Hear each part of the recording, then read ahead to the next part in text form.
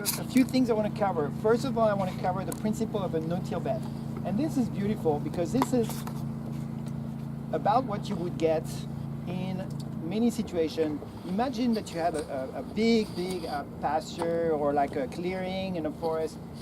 Well, if you go at it, let's say there's trees in there and bushes, you get down to the brush hogging part of your work, and then you get down to the mower, and if you really work hard at it, you get down to this, more or less. There can be a few rocks in there, fine. But this, imagine that you've done all this prep work, and now you have this situation. It could be that you have no grass whatsoever, which is okay, even better, but you have grass. Now, do you guys know what this is? I'm staying in ground. What is this? Bermuda. If you go to a field and you see that, don't even try. I mean, turn around, shake the realtor's hand and say, I'm going to the next deal here. If you have Bermuda, it's part of your family heritage farm, then you're stuck with it. Then you have to use black plastic for a full season, at least 3 months, a year. Just sacrifice this area and then get back to it and hope that Bermuda is dead in there. Okay, so we have no Bermuda. This is going to grow anything in about an hour and a half.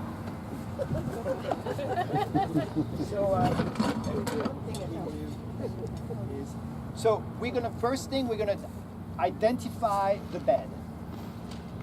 And the difference will be the path, and then there'll be another bed. So you have to do a lot of design. The design is at home, you know, that's the best part, the planning, the fantasizing about your garden. It could be terribly big and ambitious. It could be really small and cute. So I'm going to just make it one bed. And then you multiply things. And this bed can be different width. I talked about this. So I'm going to make a 3-foot wide bed, a smallish thing. Actually, I was thinking it sort of has to do with this. Yeah, 3 foot will do. And okay, so I want people to help me with the putting this in the ground. So we're gonna have a rectangle which is gonna be 3 foot wide by, we're gonna make it like whatever, 15, so it fits in here. If I'm just seeing a hole here, if you have a hole in a field like this, or like a depressed area, you can still work with it. Eventually, you can drop some dirt in there. So anyway, not a big deal. Let's see if I can go down here. Yeah. That ain't bad, Not bad. So I want a rectangle. I want people. So 3 foot. If you have, who has a tape measure? Right here, Patrice. Okay. So you're one of our volunteers. I want 3 foot by 15. So hire some people. Who has a hammer in the back pocket? That was on cue. Oh, was it? John, come on over here. Come on, John, I'll hold your stuff. Probably.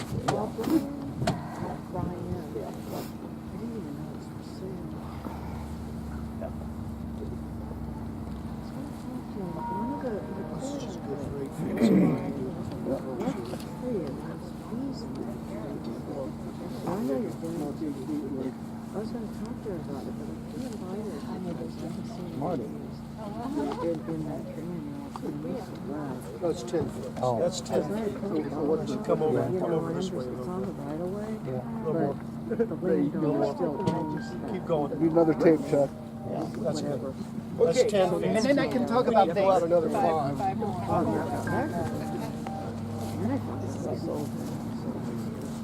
Okay. So imagine this. Being like multiplied by so many beds on each side. Don't forget to organize your ingress into the garden. You don't want the garden beds to be really too hard to get to. If you have a lot of space, like you're in a country, have very large alleys between a series of beds. So the way I organize my beds at my farm is in zones. And each zone is actually exactly 6,000 square feet of bed space. So this one would be 3 by 15, that would be your 45 square foot. So you can, if you have a lot of beds, organize them in zone, and this is helpful for irrigation and maybe for planting your crops. So is this deep enough? So here we have that one bed, 3 by 15, as you can see. So the next step would be to string them. And the stringing is important for the sake of working with the bed, but also to remembering where they are year after year. In my farm, there's only one string left on one side because I don't want to multiply. There's one issue with string which is really weird, but you know, it's a pain. Rabbits love to use it for flossing. I don't know. So I want to teach you a trick. This is just recycled twine. You know, you can use, of course, mason line. You know, like use nylon. And even if it says nylon, and if it's from China, it's not nylon. I'm sorry. I don't know what they do out there, but it has to be made in USA. Okay, made in France. Made in the USA, nylon, and then you have something that will last more than 2 years. You're going to do a lot of undoing and redoing those knots between beds. So I don't use knots. I learned this a long time ago from my master. It's a non-knot stop. So the first one, you just cover it up, and I want you to train yourself. See, I covered up my string over twice, and then I go to the other side. So I do the chain. And of course, in that case, usually I don't go around, but we're gonna go around. Well, actually, let's just do two strings. Now I need there's a pair. See, can you someone hold this? Because if I don't have the tension, this might drop. Okay. So we're gonna cut this just to make it more like realistic. And okay, this is the stopper, which is a great little gardening trick to learn. So you put, okay, I would need a hammer or a stone. Board.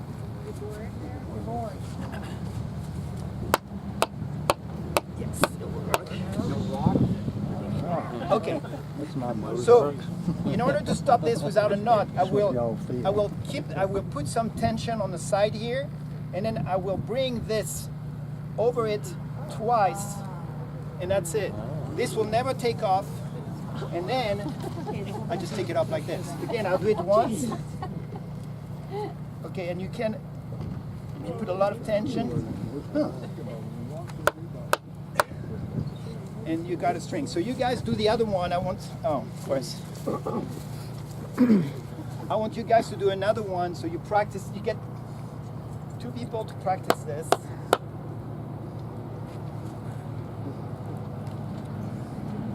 Okay, so we're gonna have a bed. You know, we're gonna do 4 foot. Let's do 4 feet. I know 4 feet is 3.5 of mine. 4.5. Okay, we're doing 4 feet. I like the space better. That's close enough. 3 feet feels really, really tight for me. Yeah. It's 4.5. Okay, so let's finish those. Okay, who wants to string the other side?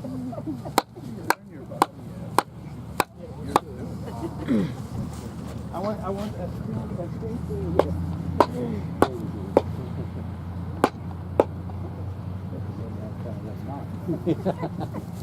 So go ahead and try to do the trick I taught you.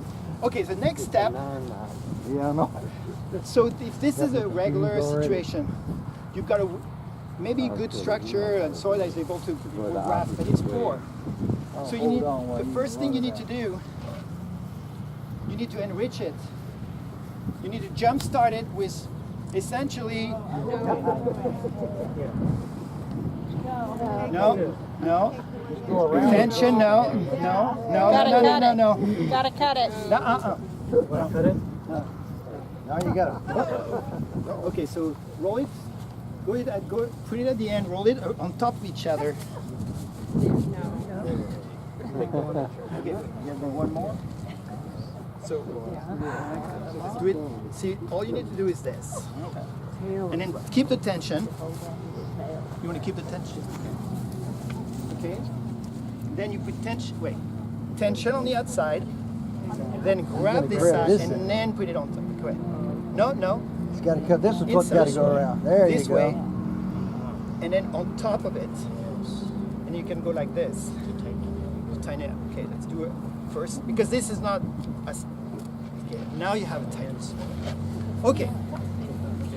So, this is poor, and I'm stepping on it. I'm feeling vaguely guilty doing this. I'm not going to touch this once it's all set up.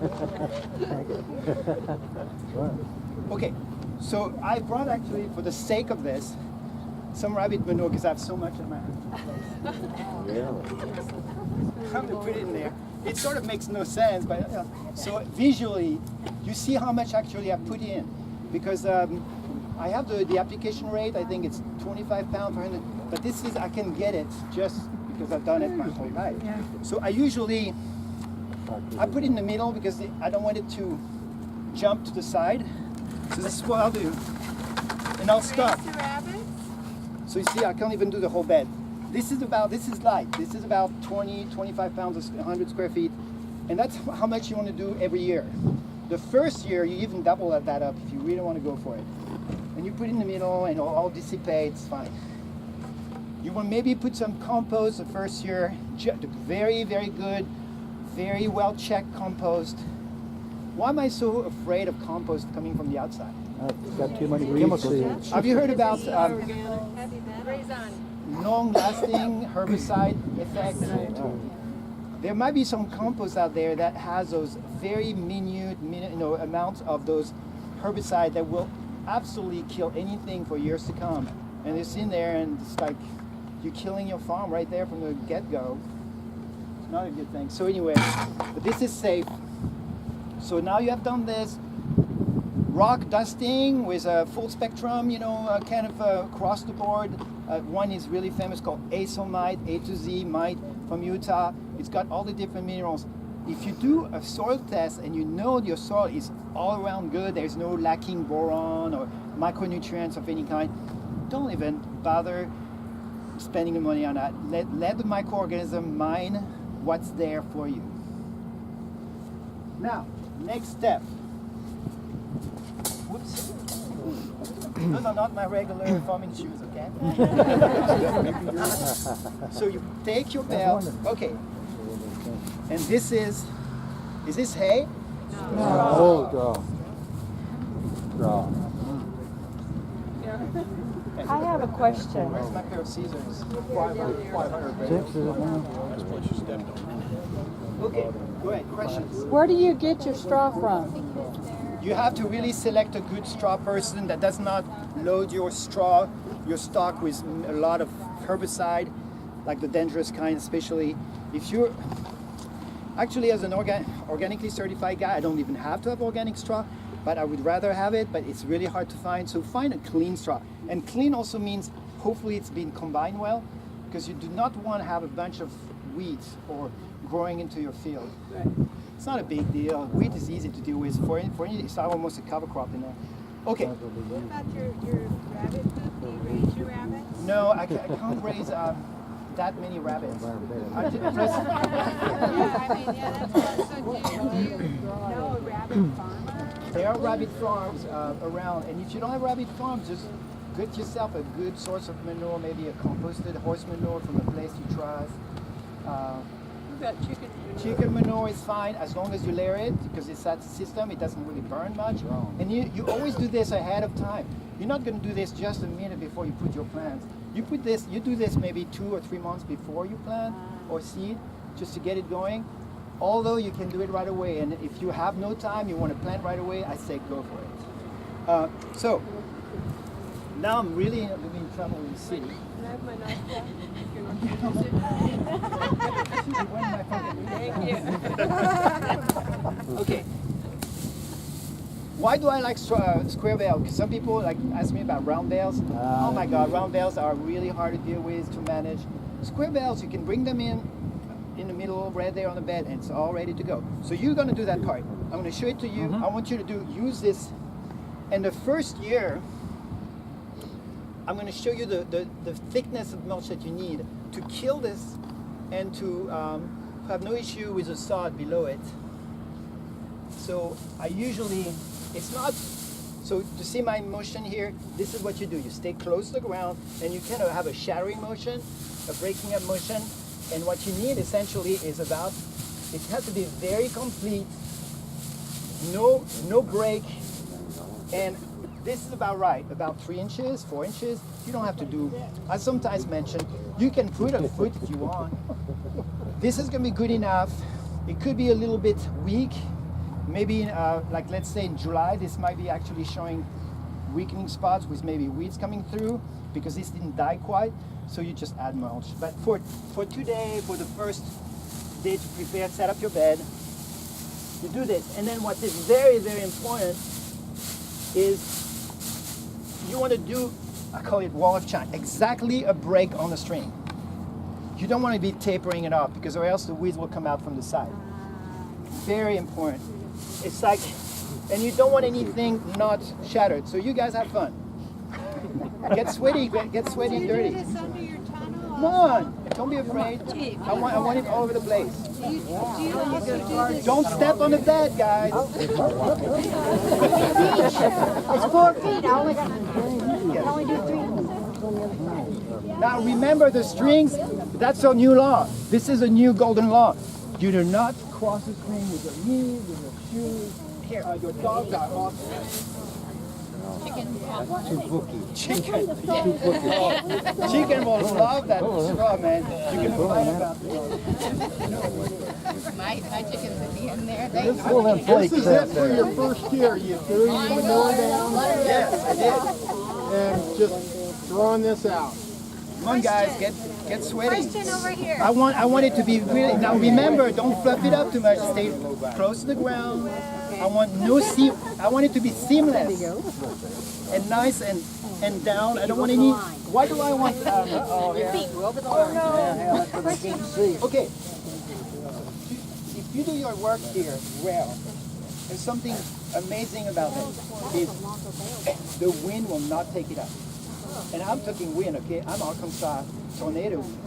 This will stick there. I don't know. It's the weaving of the straw that is just doing something really powerful against wind. Except this here, the wind will take it up. So you have to get it down to make it. And you can't have that. See, this. I'm going to have a discussion with my trainee. So you don't want a big chunk of books. They're called books in there. It has to be all shattered evenly, and then we don't want any of this here. We want everything flat. Okay, nice. Okay, so here we go. You don't like using newspaper first? Newspaper, sure you can put newspaper in there if you want to. There's more work. It's organic matter. It's fine. It will work fine. You could have newspaper. I would say below the straw, else. Is that considered Because it's going to be dry one day and it's going to fly with a big wind. This is kind of a critical part, is wind resistant. A lot of people ask me about leaves. Get leaves. Leaves will just be all in that corner at the first windstorm. But you can actually mix about 1-for-1 leaf and straw, and it will catch the leaves. So that's kind of a cool way to integrate leaves if you have a lot of You leaves. put leaves first and then put the straw over? Yes. Okay. Does putting a lot of leaves of a certain type of tree on change the pH? No, So it's bad? pH is not an issue. Okay. pH is going to be all regulated by microorganism as it's being decaying through the. That's why you can use pine needle shavings, wood shavings, because chips. by the time it's composted, it's taken care of in terms of pH. Wood chips? Wood chips the same. Would you put your drip tape down under your straw? Okay. Yes. I don't have the drip tape set up. I do have a demonstration. The drip tape is best put above them or below, but if you have a situation we don't have the drip on below, it can just be fine on top. It just stands. The drip tape actually can be picked up by the wind, but it has to be a big wind. Okay. So now we have this, and then yes. What about walnut leaf? I don't know. What's the name of the toxin in the walnut? Huh? Juglin? I don't know. It has to know. I don't know if it's in the leaves. I know it's in the roots. Boy, that roots are terrible. I mean, they can kill bean plants like that, like Plants a. don't do well under a walnut tree, so why would you put it for them to grow in? I mean, if they don't grow in. Okay, so I don't know about that. It would have to be like someone knows about what's in the leaf. Okay, so now you're gonna have to do something now to grow a plant, but you're ready to go. So we're not waiting anything. It's ready to grow.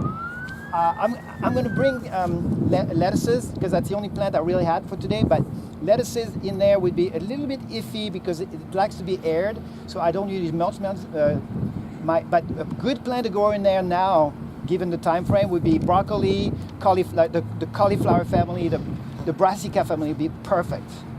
And then in about another month, you can go in there with the squashes, start to do cucumbers, and then all the summer series can go in there. So this is what we do.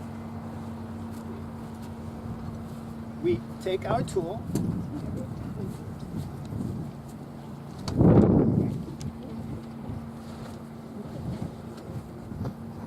This is my seedlings. I make those myself. You can see they're very healthy. By the way, for people always hunting for variety, amazing variety of lettuce called magenta. Magenta. It's unbelievable in winter, 4-season lettuce, crisp. It's like a romaine. It's a red romaine but more open leaves. It's just amazing. So here it is. Welcome. So typically I put 4 lines in a 4-bed, 4 lines of lettuces. This might be a little bit tight with the mulch because usually I don't mulch my lettuce. Imagine, can we imagine those are cabbages? Let's say. Okay. Much easier. So cabbages, and you're gonna guys are gonna. I brought tools for everyone. Go back. Not everyone. Twice at least. Okay. I'm gonna put one in. So this is kind of the revealing moment. Okay. I'm gonna open up. So this is the beginning of the bed. I'm gonna open up. I've got to deal with what? 3 inches of straw. So I'm going to do what I call a nest. I'm going to see what I'm doing. I'm inclining. I'm making a nest. Why am I doing this? Because I don't want this will have the tendency to come back with the wind and engulf the plant. Okay, so I'm opening up as a nest. This is my first line. We're going to have another one here. We're going to measure up with this, and then another line. So we're going to have 3 lines of cabbages in a bed of 4 feet. That's what I do. And then guess what we have here? Oh my God, we have the sod, we have the little guys, we have the grass, we have whatever you have in there. Not to worry. I'm gonna go like this. Oh my God, this is good dirt. Put it on top where it dies and become part of it. So I'm gonna kill, I call it kill the top layer of whatever organic matter, create a nice little space.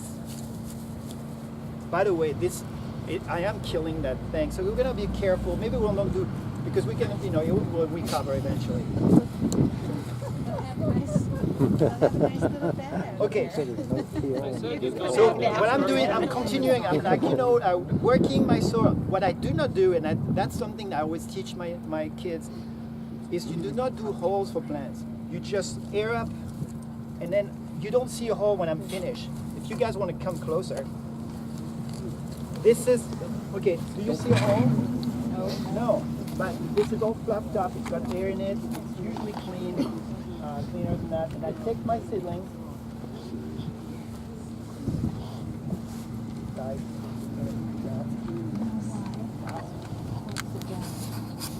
this is my seedlings, say my cabbage, I go in there, I put in there, and then I close in a little bit. Remember, this is the cabbage, and that's it. That's my first planting. It took me exactly 10 minutes to get ready to plant. Wow. Okay, and you do a whole bed like this. So the first year you're gonna have to do transplants. Who wants to do 1 or 2? So the next year you'll just do this again and plant the same thing in Yes, Because it this doesn't will have all to be disintegrate necessarily into lettuce the again. I ground. mean, I made a point that you can do lettuce again, but yeah. Or cabbage. and you'll have less grass. You have no the year. This is the first year. In 1 year from now, with this happening throughout the year, especially in summer, everything is mulch. that whole thing that you see here is dead. It's completely dead. It's decaying. It's maybe you can see still the rest of the old stuff, but you can scratch it. You can rake it out, and it's now you have pure soil. So now you can do whatever you want with your soil. Anything. You can do the small seed, the baby greens. You can do the carrots and the beets. Usually the main thing. So, Patrice, when you do this 6 runs for your straw, are you saying that you mulch 6 times a year, or are you saying that's just how long it takes to mulch everything? You mulch once a year Did per I say bed. what? 6 what? You said you made 6 runs. Trips to get your Trips. Oh no, to get 600 bales. Oh, okay. But Since you only my trailer do is only 100 bales worth. okay. But you only do this once a year. No, that's a difficult question. I do this usually on an ongoing basis, depending on the requirement of my bed. But a lot of the mulching happen in June, when all the summer crops, the cucumbers and the That's what I was squash wondering. comes in. That's when I mulch the tomatoes. So there's a lot of crops that I don't mulch right away. Like a good example would be cabbage. This is like the first garden, so Right. it's different. But if it's my garden, I will let cabbage evolve for 4 or 5 weeks away from mulch, so that in the Right. shoulder. And then after 5 weeks, my cabbages are about plate big. Mm-hmm. Then I bring the shoulders around the plant and I add more mulch, and they're ready to go. Right. Now for plants in summer, all the summer plants, then it's mulch. Right. A lot of this is explained in your book. Yes. The other thing is this doesn't have a whole lot of seed in it, like wheat straw would have some wheat heads in it. And my big problem is that it sprouts, and if you don't get in there and pull it out, it's a mess. So this looks pretty clean though. So do you ask for it without? You have to be really examined carefully, but it looks like really good to me. Yeah, It's this very looks good. great. So figure out where you got it. Greg, where is he? He's not here. I have a question. What about if you wanted to direct sow like squash seeds? What do you Yeah. do? Oh, good question. That's easy. So for direct seeding of seeds, big seeds, not small seeds, like even beans. I mean, you can do but mostly cucumber, squash, right? You can open up and then put the seeds right like that, and then they'll just come out of the mulch. And why'd you say beans? Beans, because it's a row. Right. I do it by bigs in long furrows. Right. And if you do this the first year, you're gonna have to chop out that long furrow of grass. It's gonna be a big job, but you can do it. Okay. Do you ever age your straw? Like let it No, I don't age my straw. That's a question, because it's aging on itself, in the bed, and I like it all fluffy and new because it's so easy to spread, like you see. Like old straw with a lot of fungus, it's bad. It's like it's all dusty. I don't like that. Okay, if you don't mind, we're only going to do one plant. Do you mind? Because I'm destroying the grass. new straw when it gets wet. You got this. He's already shot his back. Did you say no oat straw? If you're straw baling, if you're planting in straw bale, you've got to age it first because you'll I'm burn not your planting in roots. straw bale. Maybe that's what she's asking about. Well, I just thought maybe if it aged, like I have had bales that sit there in water like crazy to age them before I use them. I thought, So you'll know if Okay, you're going to grow. so now I'm going to do more. Okay, so that was the basic of no-till. Now I'm going to move on to other things that you can learn from me. What we're going to do now is take this out. And imagine, okay, now what we're going to do is, this is winter. This is the end of winter, and I'm going to have to make, to imagine really hard that there is no grass. It's like now second, third year, and there is just ground below. So the one thing we're going to do that I want to show you is how to protect with a row cover my crops. Okay? And I usually, I think it's a rag, so this is